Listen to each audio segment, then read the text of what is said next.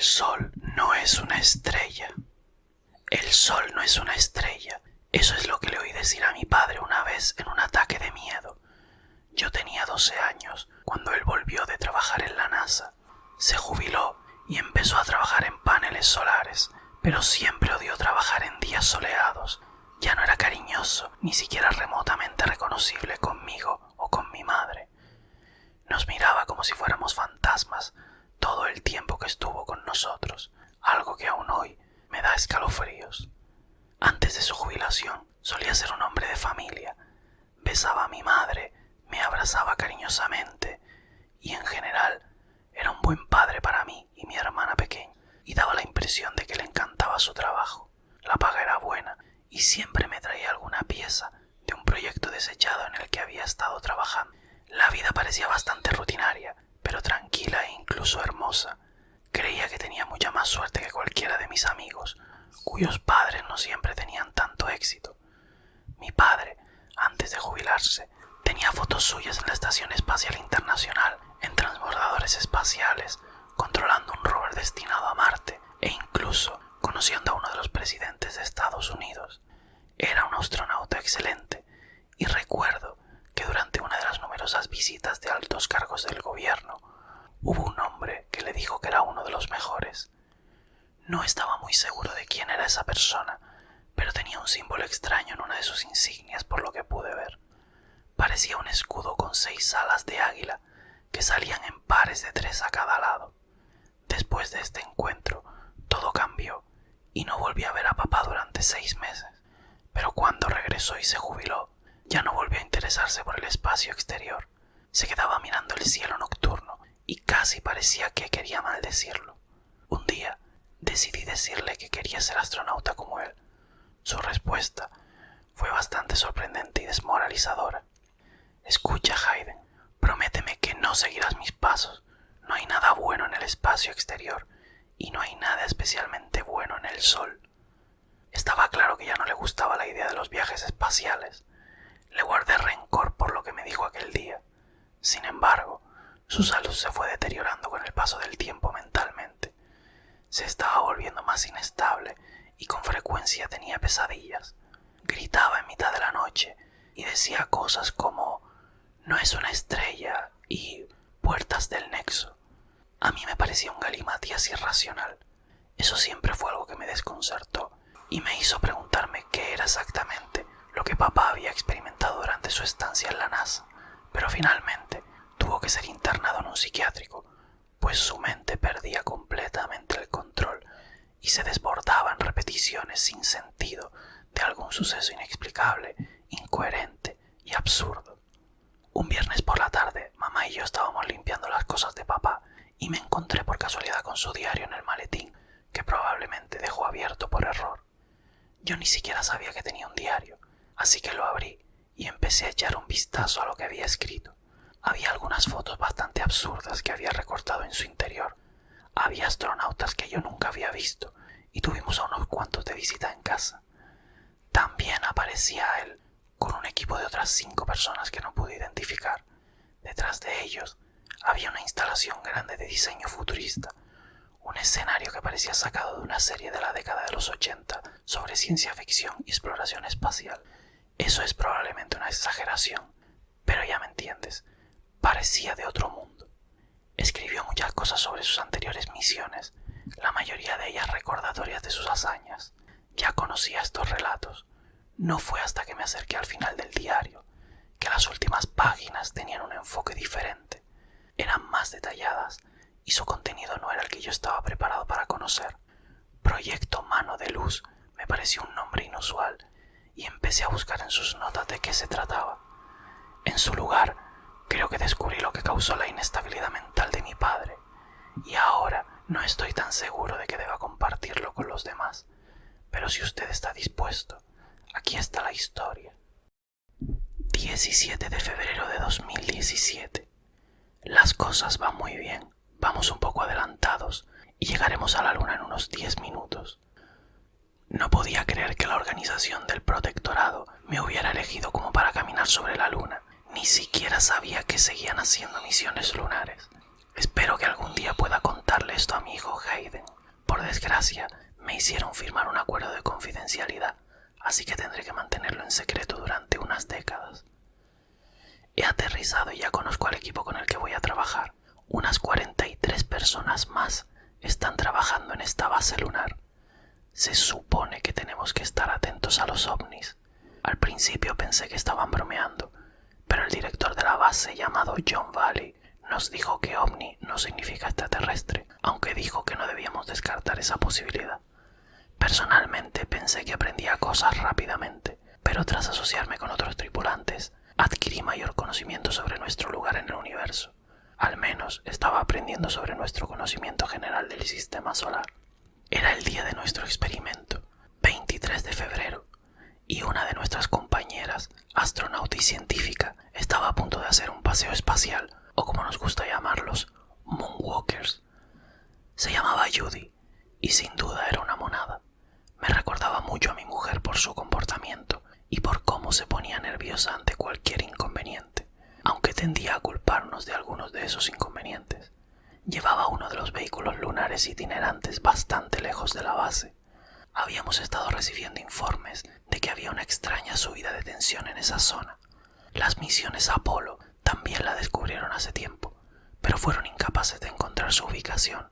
Ahora, las cosas han cambiado y nuestra tecnología ha mejorado, y por lo que he oído, ha mejorado aún más de lo que creía. Vimos en los monitores cómo sus cámaras grababan todo. Se acercaban a un gran acantilado lunar, una empinada elevación de 90 grados, y frente a ella había una gran plataforma de mármol blanco. Tenía un diseño circular con una hilera de pilares que sostenían la cima del acantilado desde el interior. En el centro había un obelisco con extraños símbolos de origen desconocido tallados en cada lado. Judy a base, ¿están viendo esto?, dijo por radio. Yo observaba con confuso asombro. Nunca habría imaginado ver algo tan humano construido en la luna. Humanos antiguos, además, pero hubo algo que me llamó la atención. Había una pequeña sección tallada cerca de la base del obelisco. Dentro había una estatua. Se lo conté al director y él le transmitió lo que le dije. Caminó hacia allí, se agachó y la sacó. Cuando le eché un vistazo, todos los presentes no lograron distinguirla. Era abstracta y cada vez que pensabas que estabas a punto de averiguar qué era, volvía a cambiar de forma. Supongo que volveré. Se dio la vuelta y cuando regresó al vehículo lunar hubo un destello repentino detrás de ella que llamó la atención de todos. Se giró, pero vio que nada había cambiado en el monumento. 7 de marzo de 2017. Por fin vamos a ver lo que la base solar va a hacer mañana. Tengo que admitir que el proyecto Mano de Luz va a ser increíble. Judy y Damien me están explicando que nos permitiría tener energía infinita del Sol. Me cuentan cómo hay una estación espacial que orbita cerca del Sol. Pensé que era una locura el calor y la radiación. Deberían haber matado a todo el mundo allí, pero me aseguraron que todo estaba automatizado por una serie de robots que se controlan desde aquí. Me enseñaron unas imágenes de la estación espacial que se mantiene en una órbita al otro lado del Sol. Así nadie desde la Tierra puede divisarla. Inteligente, pero honestamente no podría decirte quién querría saberlo. Lo que se supone que logrará el proyecto es disparar un rayo hacia el Sol, que abrirá un portal temporal que puede ser contenido dentro de un reactor masivo a bordo de la estación espacial. Así no tendremos que depender nunca más de la energía nuclear, solar, eólica o fósil. Un gran portal hacia el Sol generará calor sin fin durante los próximos miles de millones de años. No sabía que habíamos perfeccionado la tecnología de agujeros de gusano, dije. Damien se echó a reír y dijo: «Tío, eso lo tienen controlado desde hace 20 años». Judy puso los ojos en blanco y dijo: «En primer lugar, no deberías contarle a todo el mundo lo que pasa en la rama militar de nuestra organización. Puedes meterte en problemas, Damien». «Vaya problema. El director ha estado en las salas donde yo contaba a algunos de los otros todas las rarezas que pasan en casa». «Sí, pero firmaste la cláusula de confidencialidad.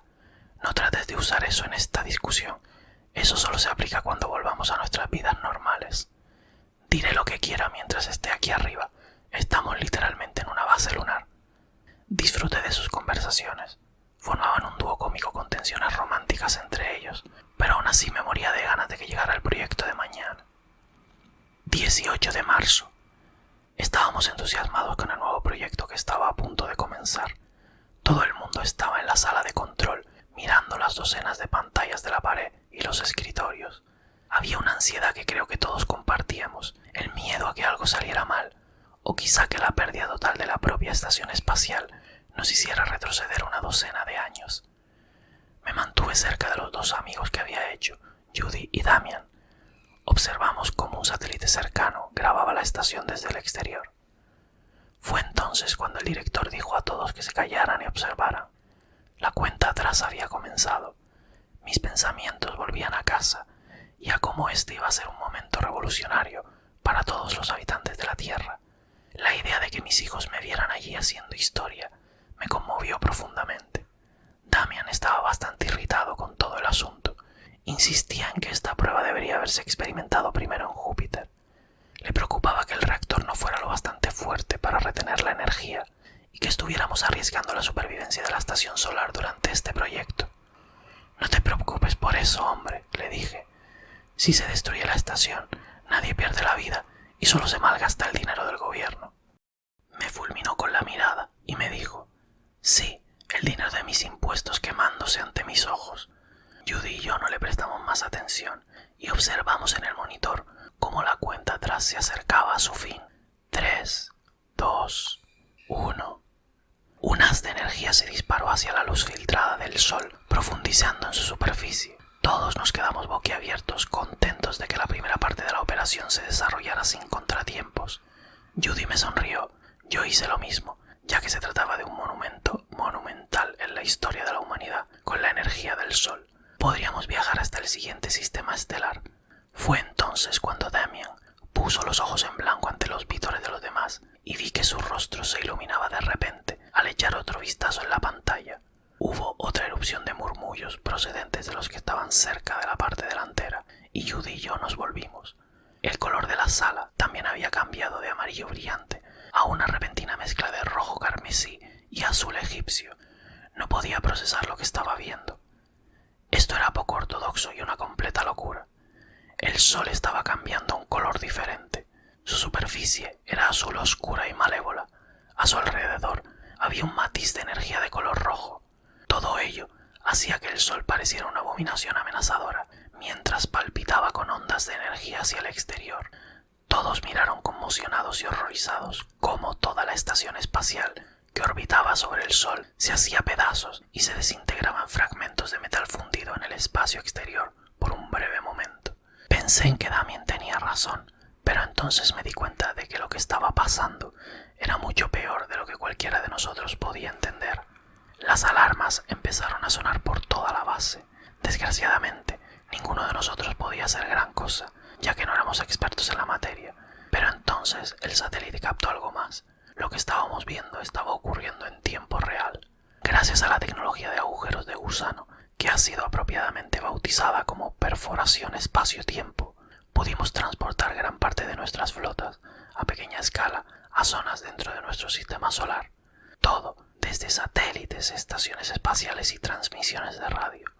No estaba seguro de cómo lo consiguieron, pero la tecnología alienígena probablemente tuvo algo que ver. Lo que el Sol hizo a continuación fue disparar un concentrado de energía desde un punto singular de su superficie, disparando a una velocidad tremenda que equivalía a un destello de luz. Un largo rayo salió de la superficie y se dirigió hacia el espacio exterior. El director ya se estaba poniendo en contacto con el mando en la Tierra. Salí de la habitación con Judy y Damian con la intención de ver los cambios a la superficie del Sol. Corrimos hacia la sección del observatorio de la base. Al llegar, nos pusimos uno al lado del otro junto a al menos una docena de personas más que estaban en la sala. Quizá todos queríamos verlo con nuestros propios ojos. Observé cómo la hermosa luz blanca que provenía del sol se atenuaba y se convertía en esa vil luz azul oscuro. Solo podía imaginar lo que estarían pensando mi familia y mis amigos en la Tierra cuando el sol cambió de color de repente. Esto no va a terminar bien. Solo puedo pensar en cómo afectará esto a la fotosíntesis, supuso Judy. Yo no pensaría en eso. Imagínate lo rápido que se desmoronará la sociedad con este cambio. Me quedé en silencio contemplativo. Mi mente seguía dándole vueltas a lo sucedido y no dejaba de preguntarme cómo había podido ocurrir, qué habíamos habíamos hecho para que el sol cambiara? Supongo que no importaría, porque todos los presentes empezaron a gritar y a entrar en pánico con los dedos apuntando hacia el sol. Judy me sacudió el hombro y salí de mi trance. Mis ojos se desorbitaron de la impresión al ver un gigantesco rayo de energía supercargado y brillante, como lo era antes el sol, que venía directo hacia la Tierra. Fue entonces cuando se produjo un enorme destello de energía y una vibración que recorrió toda la base. Nadie pudo levantar la vista y las pocas personas que lo vieron empezaron a gritar que no podían ver. Vi mi esqueleto a través de mis manos, aunque para colmo tenía los ojos cerrados. Debía de ser tremendamente luminoso para haber sido capaz de lograr aquello, pero al cabo de unos segundos la luz se apagó y pude volver a mirar al espacio para ver lo que había ocurrido. Mi corazón se hundió y caí de espaldas por la desesperación. Vi como todo un material fundido salía disparado en todas direcciones, de donde una vez estuvo la Tierra. Todos en ella, todo había desaparecido. No estoy muy seguro de lo que ocurrió exactamente fuera de mi campo de visión. Estaba tan angustiado que tenía recuerdos de mi propia vida. Típicamente, esto se asocia con alguien que acababa de morir. Tal vez sentí que yo había muerto. Recuerdos de mi mujer abriendo la puerta, nuestro hijo y nuestra hija, recién nacidos, me saludaban mientras me acercaba a nuestra preciosa casa. La sola idea de que se hubieran evaporado al instante era tan angustiosa que debí de desconectarme emocionalmente durante bastante tiempo. Judy y Damien se gritaban algo a lo que yo no prestaba atención, pero entonces me agarraron y me llevaron por la base hacia la sala de control donde estaba el director. Judy corrió delante de nosotros y se acercó a él primero. «Director, tenemos una situación muy grave». Debía de ser difícil para él oír, porque había una docena de monitores con hombres en ellos vestidos de capitanes, gritando y explicándose unos a otros lo que le había ocurrido al mando de la Tierra. El director respondió: «Escucha, Judy, estoy tratando de tener una discusión con todos los demás capitanes. Actualmente hay demasiado pánico en toda la cadena de mando. Sea lo que sea, ya lo sé, la Tierra ha desaparecido, y ahora todos los humanos que están actualmente fuera del mundo son los últimos de su especie». Le dio la espalda y siguió intentando decir a los demás que se calmaran, pero aún había algo de angustia recorriéndolos a todos. Judy, frustrada, salió dando pisotones de la habitación y Damien y yo la seguimos. Damien intentó un momento de humor. Al fin y al cabo era su forma de sobrellevarlo. «Seguro que conseguiste hacerte oír con tanto pisotón. Uno pensaría que la baja gravedad lo haría más difícil». «Cállate, Damien. Quería saber más sobre algo, pero al parecer el director tiene mejores cosas que hacer». Al final, mi silencio se rompió cuando la oí decir eso. Supongo que mi curiosidad había vuelto a pesar de mi conmoción y mi incapacidad para procesar mi pérdida, que era exactamente lo que quería saber. Se detuvo justo delante del lavabo de mujeres, se dio la vuelta y nos dijo a los dos que quería saber más sobre ese monumento. Entró y cerró la puerta con la misma rapidez. No íbamos a seguirla porque, bueno, es el baño de mujeres. Me tumbé en mi litera durante unas horas. Damien estaba justo debajo de mí, haciendo algo con su tableta. Seguía repitiendo esos momentos, la pérdida repentina de toda mi vida y ahora estar atrapado en la luna. La Tierra, toda su belleza, toda su gente, todo desaparecido en un instante. Un destello de luz para luego ser atomizada. Mi única esperanza era que hubiera sido rápido y nadie lo hubiera sentido. «Malas noticias, Colin. Mira esto», me dijo Damien mientras sostenía su tableta. Me mostraba una simulación de la Tierra y la Luna. «Si te fijas, la Luna ya no tiene la gravedad de la Tierra para mantenerse en su órbita. Ahora estamos siendo lanzados al espacio exterior». «Mejor que caerse al sol, ¿no crees?», le dije. «Sí, pero no sé, hombre. Esto se va a poner muy mal. Solo tenemos comida para un año, y por el agua pregunté, y eso probablemente no supondrá un problema. Obtenemos el agua de la Luna. Hay mucho hielo en la superficie. Por supuesto, a medida que nos alejemos, hará mucho más frío, y probablemente ya no podremos usar los rovers lunares». «No importa, todos vamos a morir», dije. «Al menos estaremos mejor que la gente de las estaciones espaciales. Tienen menos comida que nosotros y tienen que reciclar toda el agua, pero es un suministro limitado. Diría que probablemente solo durarán 2 meses como mucho, sin la tecnología de agujero de gusano que nos lleve de vuelta a un planeta habitable. Toda la raza humana se extinguirá en 1 año o 2 como mucho». «¿Por qué nos ha pasado esto?», murmuré. Todo lo que queríamos era encontrar una fuente de energía aún más eficiente que la nuclear. El proceso de abrir un agujero de gusano exigía mucho de los motores nucleares de las estaciones espaciales que habíamos estado construyendo. Claro que durarían unas décadas, pero al final había que reponerlos, y eso exigiría dedicar más tiempo y dinero a repostar en lugar de a expandirse hacia el exterior. También interrumpió de repente mis pensamientos y dijo: «¿Sabes? Me pregunto qué era lo que Judy estaba tramando. Probablemente deberíamos ir a ver, ¿no crees?». Considerando la alternativa de quedarme aquí en la cama, no tenía otra cosa que hacer. Ambos abandonamos las literas y nos dirigimos al lado de las mujeres. Llamé a la puerta y rápidamente se abrió. Abrió la puerta una pelirroja con forma de escarabajo. Hablaba con tos de fumadora. «¿Qué hacéis aquí? No podéis entrar con todas las mujeres». «Solo queremos hablar con nuestra amiga Judy. Se fue hace una hora. Creo que dijo algo de ir a ver al director». Le dimos las gracias por la información y corrimos hacia el despacho del director, viendo que esa sería la zona probable en la que se encontraría en ese momento. Llamamos a la puerta y oímos un ruido detrás. Damien y yo nos dirigimos una breve mirada, preguntándonos qué era lo que intentaban ocultar allí. La puerta automatizada se abrió y fue Judy quien nos atendió. Yo fui el primero en preguntar: «Judy, queremos saber qué te pasa, qué es lo que no nos dices». Miré dentro y vi que el director estaba sentado en su escritorio, mirando al vacío negro desde su pequeña ventana ovalada. «No creo que esté en libertad de discutir eso con ustedes», habló, dejando entrever que quería que nos fuéramos. El director habló de repente, girándose en su silla hacia nosotros. «Déjales pasar. De todas formas, nada importa». Se hizo a un lado y los dos entramos y nos acercamos a nuestro jefe. Tenía los ojos enrojecidos y el rostro agotado. Tenía todo el cuerpo encorvado sobre el escritorio y dijo: «Supongo que queréis saber qué le pasa a Judy. Preguntad». No esperábamos una invitación, pero le dije: «Escucha, entiendo que la Tierra ya no existe y que nosotros mismos no vamos a durar mucho más, pero tengo la sensación de que vosotros dos habéis estado planeando algo». «Así es. ¿Qué tal si adivinas lo que es?». Miré alrededor de la habitación, intentando ver si estaban dejando alguna pista para que me diera cuenta. Nada parecía fuera de lo común, sobre todo porque al director le encantaba coleccionar artefactos de otras culturas.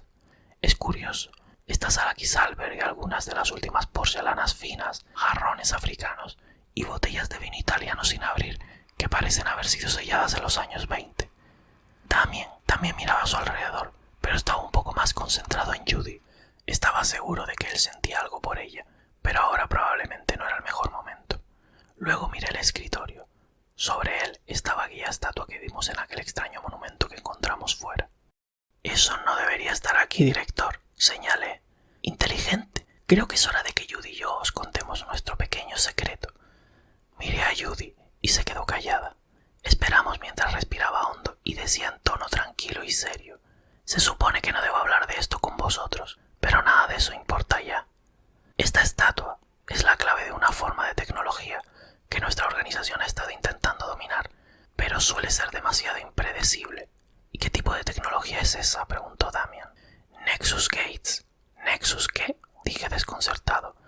«Se llaman puertas del nexo, o portales, o puntos, según a quien preguntes.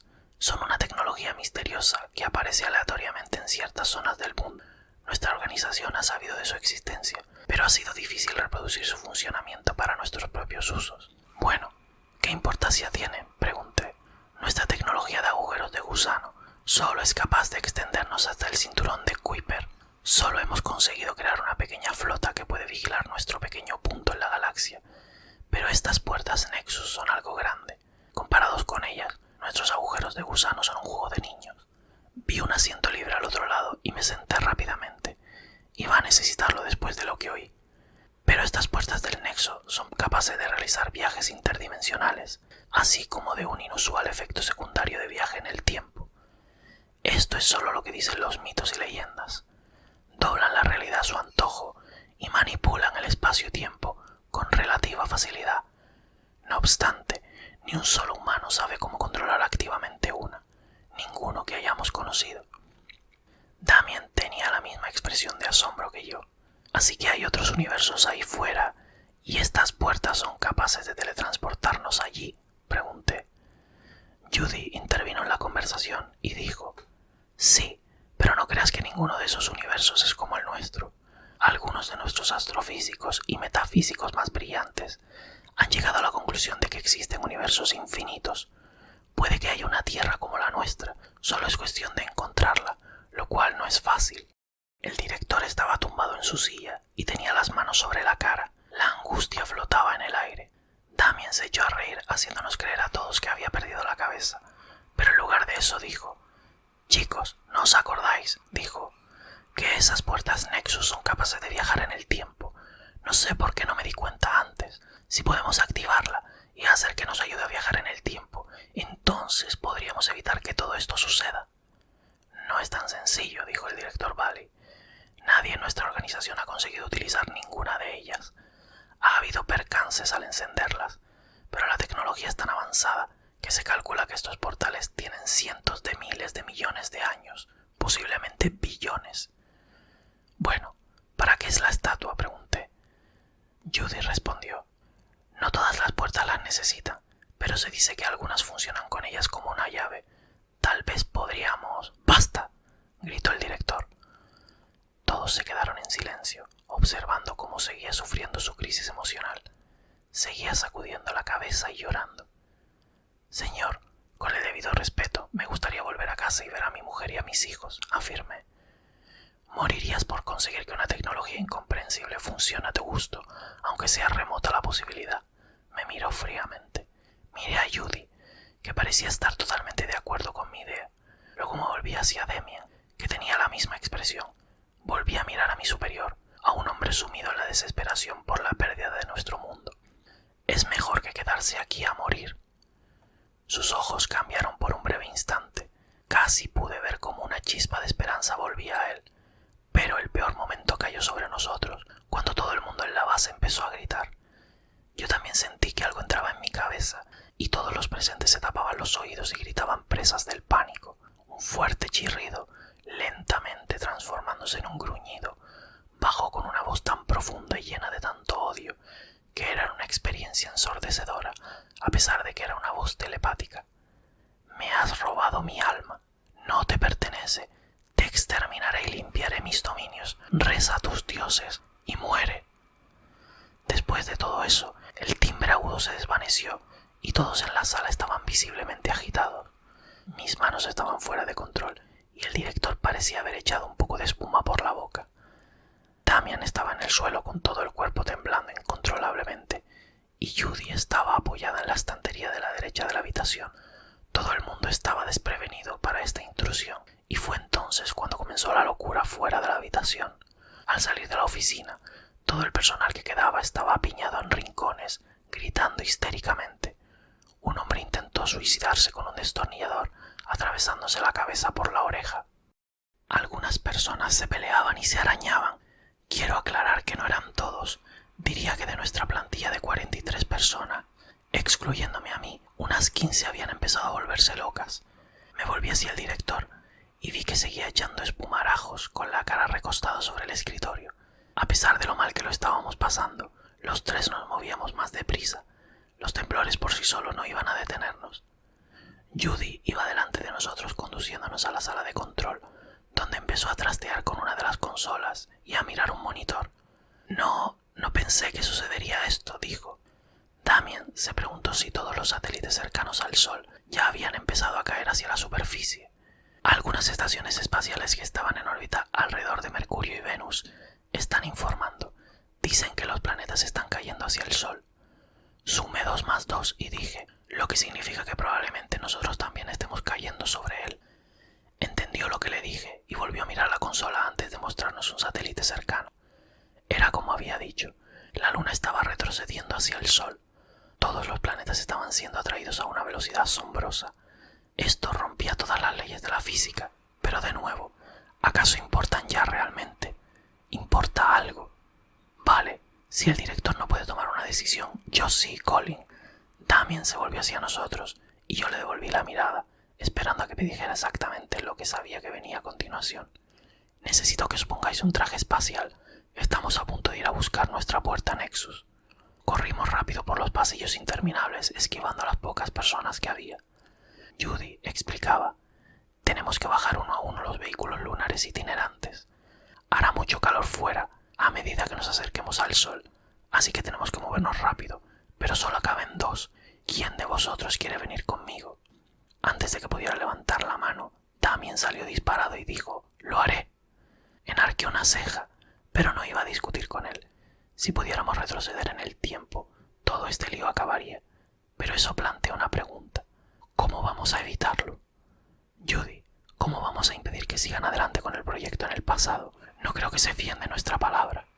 Aunque sería raro que una versión nuestra viniera del futuro. Se detuvo en seco al darse cuenta que necesitábamos pruebas. Damien y Colin, dirigidos a la sala de registros y datos. Todas las cámaras de seguridad, imágenes de satélites y estaciones espaciales son enviadas a esta base, por no hablar de todos los datos del experimento, que también está disponible para nosotros si podemos conseguir todo en una unidad USB. Nos explicó cómo hacerlo y fuimos a conseguir la información para demostrar nuestra situación a nuestros yo del pasado. Ella prepararía el rover. Todo parecía ir según lo previsto.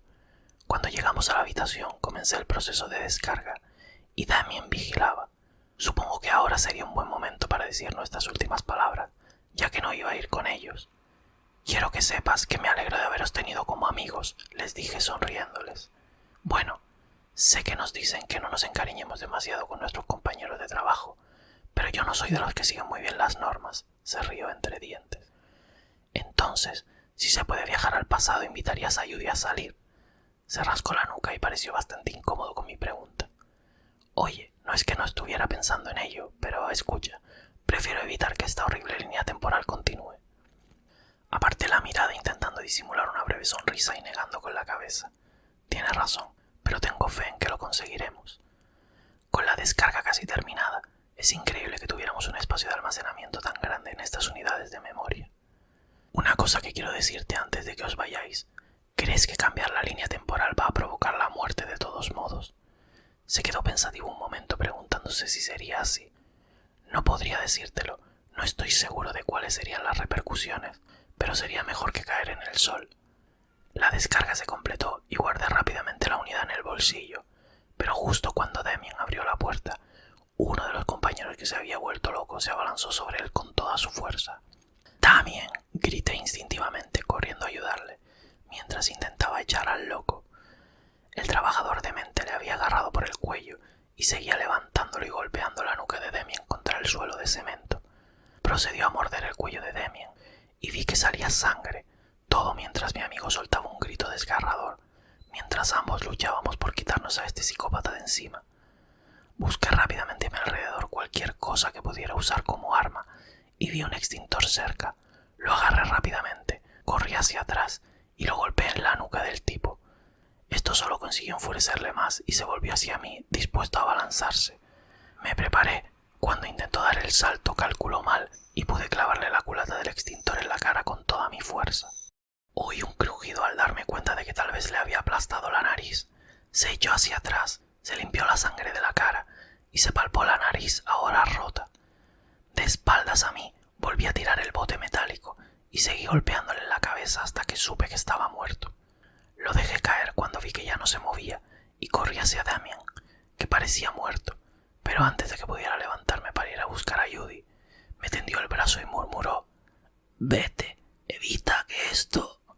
Quería dejarle, pero en ese momento empezaron a sonar las sirenas y las luces rojas por toda la base. Ahora estábamos en la zona de peligro. Volví a mirar a mi amigo y tenía sangre chorreando por su sonrisa. Me hizo un gesto con el pulgar y se desmayó.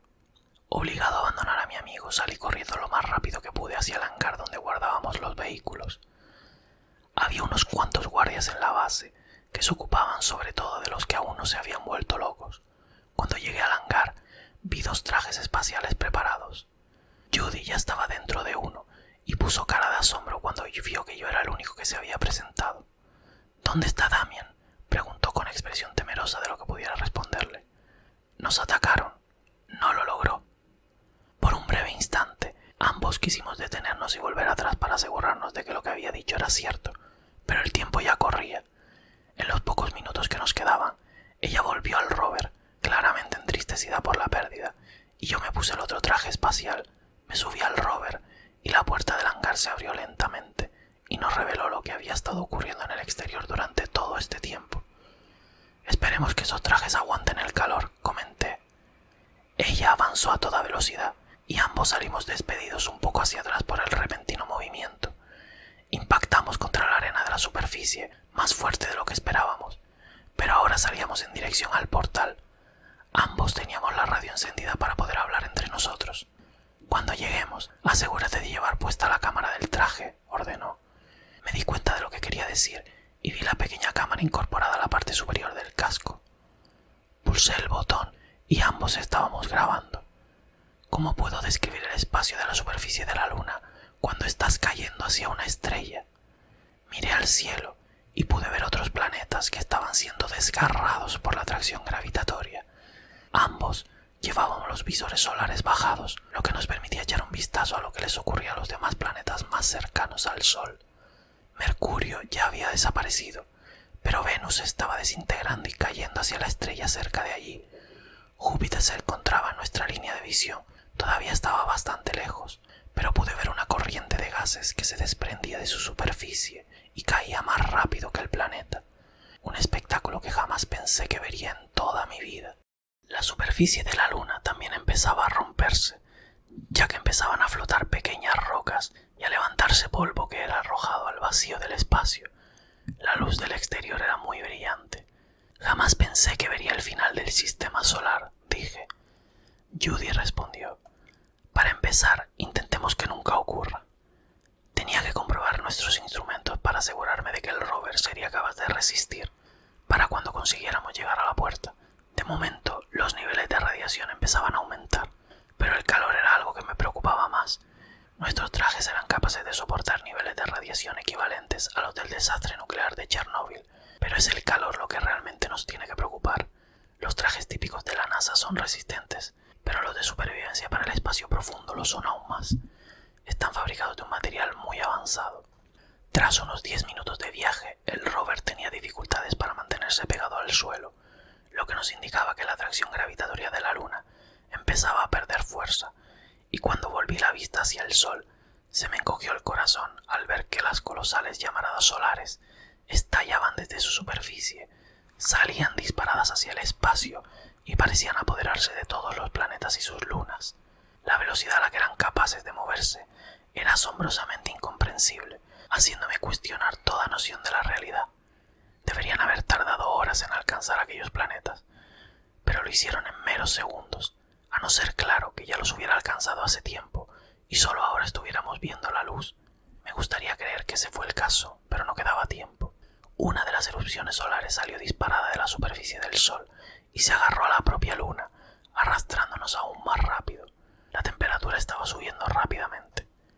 Nos detuvimos justo en las escaleras que conducían a la plataforma donde se encontraba el obelisco, en el centro, rodeado por su anillo de pilares. Corrimos lo más deprisa que pudimos hasta la cima, y Judy y yo echamos un vistazo a la estatua que tenía en las manos. «Cuando lo hagamos, tendremos que esforzarnos al máximo para evitar este futuro», afirmó. «Estoy contigo en cada paso del camino». Finalmente, introdujo la estatua en la pequeña cavidad cercana a la base del obelisco, creyendo que eso sería lo que haría falta, pero no ocurrió nada. «Maldita sea, ¿por qué no se enciende?», pregunté. Tartamudeó y empezó a mirar a su alrededor, preguntándose desesperadamente si no habríamos hecho algo mal con la estatua.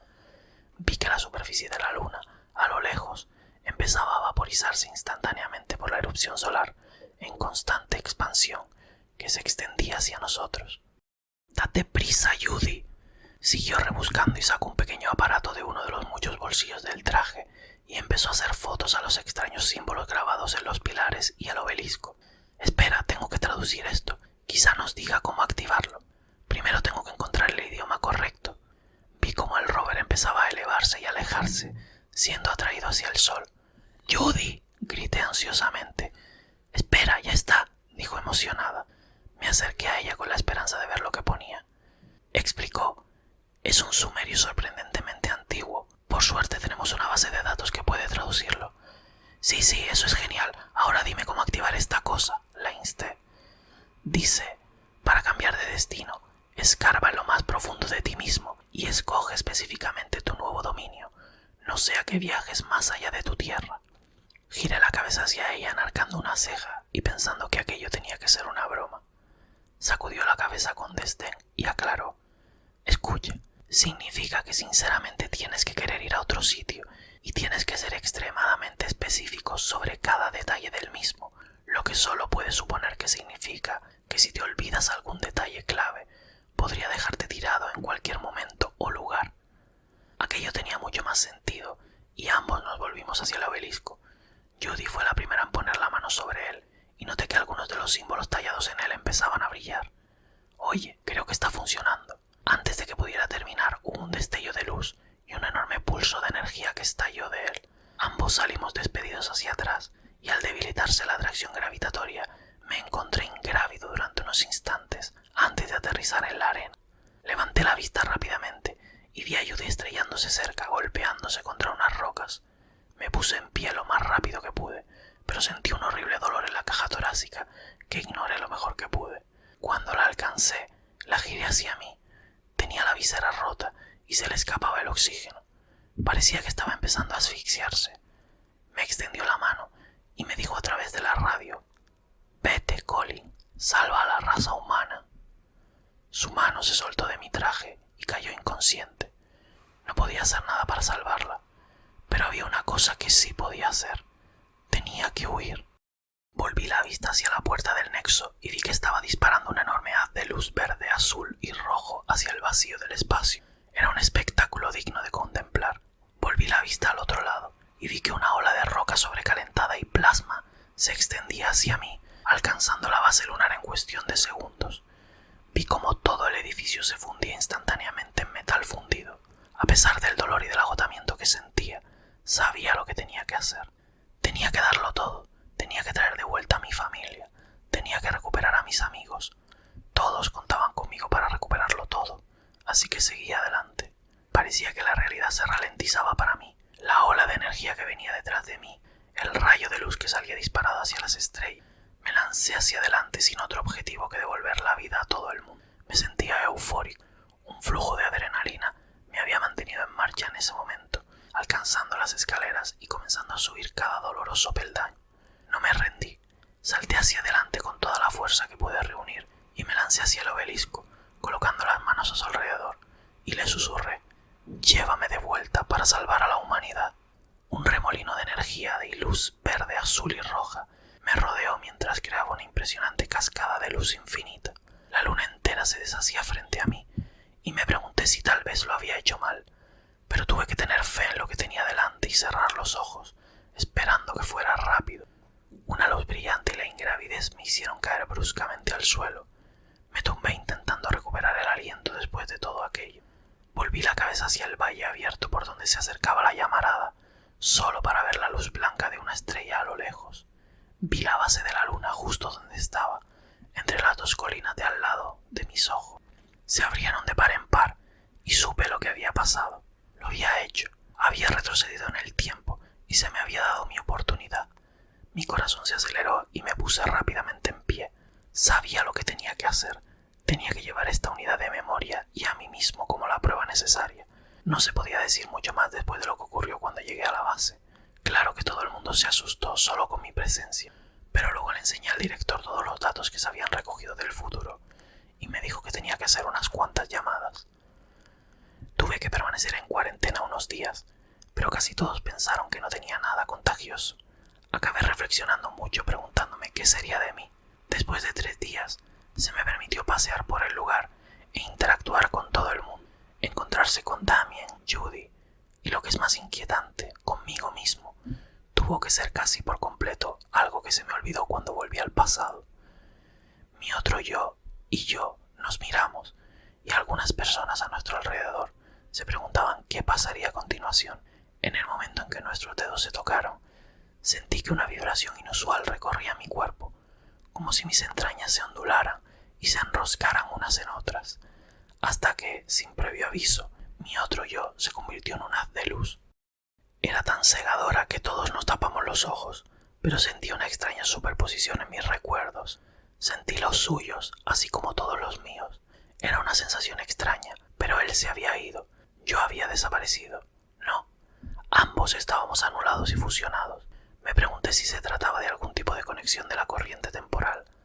Después tuve que ir a responder algunas preguntas. Era la primera vez que se lograba un viaje en el tiempo tan completo. Me interrogaron y querían saber cómo habíamos conseguido activar la puerta del nexo. Me pregunté por qué no sabían usarlas, pues a Judy y a mí nos parecía tan fácil hacer funcionar la nuestra. Uno de los agentes que me interrogó dijo que conocía los escritos sumerios de todas las puertas del nexo, pero los viajes de vuelta durante los experimentos habían sido infructuosos.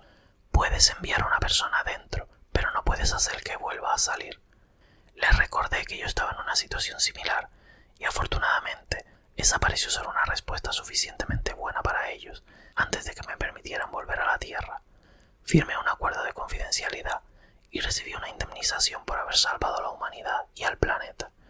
Fui a ver a Judy y Damien por última vez antes de marcharme. Decidí mencionar el enamoramiento de Damien por Judy solo para remover un poco la olla y asegurarme de que no se acobardara esta vez. Ya estaba en casa de nuevo. Lamentablemente, al volver a la Tierra, cada día me encontraba un poco más al límite. Decidí que había de conseguir un trabajo con paneles solares, pensando que sería una forma irónica de aprovechar la energía del sol de forma segura, pero no puedo dejar de pensar en lo que hizo todo el tiempo. Siempre está colgando sobre mi cabeza, recordándome lo que puede hacer el estrés. Era constante. Miraba a mi familia y no dejaba de pensar en que en realidad eran fantasmas. Están muertos en mi línea temporal, pero siguen vivos. No sé cómo pensar en ello de otra manera. Siento que pierdo el control de la realidad. Tengo miedo. Cada vez que veo la televisión y aparece un obelisco me encuentro cada vez más lejos de mi propia cordura. Todo en este lugar me recuerda que ya no pertenezco a él. He vivido tantas cosas y verlas desaparecer me hace desear haberme ido con ellas. Desearía estar con mi familia original. Desearía estar con mis amigos originales. En la base lunar original estoy enloqueciendo. Después de leer el diario de mi padre, no sé qué más decir. Casi parecen las divagaciones locas de un hombre que ha perdido la cabeza, pero al mismo tiempo las cosas están un poco demasiado alineadas. Él era astronauta. Se marchó durante meses y cuando volvió, al principio, intentó que pareciera que nada había cambiado, pero poco a poco se fue distanciando de todo el mundo. Y si lo que dice es cierto, eso significa que hay algo terriblemente destructivo que se cierne constantemente sobre nuestras cabezas. Yo tampoco voy a dejar que lo que le pasó a mi padre me estropee. De todos modos, siempre hay algo peligroso que puede destruir a la humanidad, así que supongo que este consejo siempre nos vendrá bien. Simplemente, no pienses en ello. Fin.